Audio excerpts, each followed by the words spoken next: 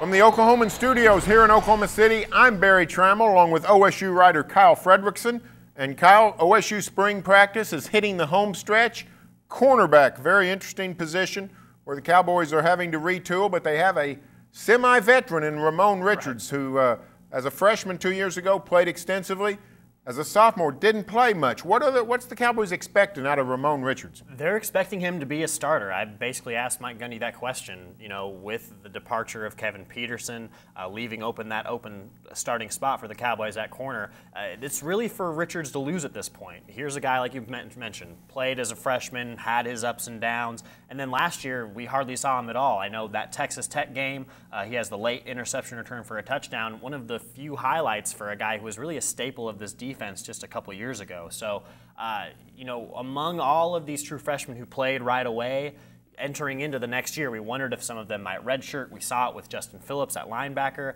But here's a guy in Ramon Richards who probably, turned down that chance to possibly sit out, a guy who wants to be competitive and to be out there, was able to get a little bit of time in, but you figure he's going to come back mighty hungry this time around. He's played out of necessity as a freshman. Then as a sophomore, as you said, played behind some guys. Any talk last year of Ramon redshirting, and why wasn't he redshirted? Well, I think it had to be in the discussions, being that they knew he wasn't going to be a guy that was going to be that much of a contributor. I think in Richards' case, he just wanted to prove to people that he could still fight for that position. He still made some big plays on special teams, provided some quality depth for them late in games.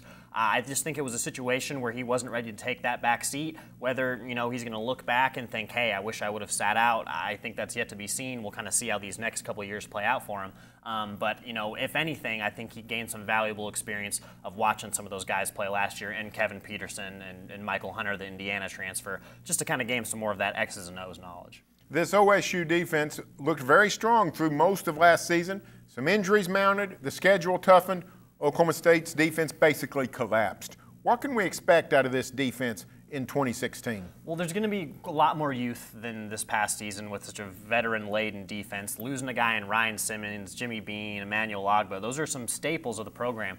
But it seems like it's not that big of a concern at this point. They like the depth that they've established. Even in the secondary, Richards is a little bit of an unknown, but you bring back Ashton Lampkins, Trey Flowers, and Jordan Stearns have been kind of steady guys at that safety position. And then a lot of young defensive ends to kind of make up for the loss of Ogbah and Bean.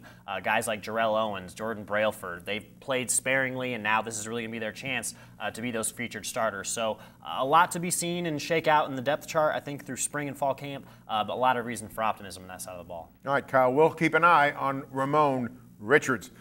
Stay tuned for further OSU football coverage here on News OK and every day in the Oklahoman.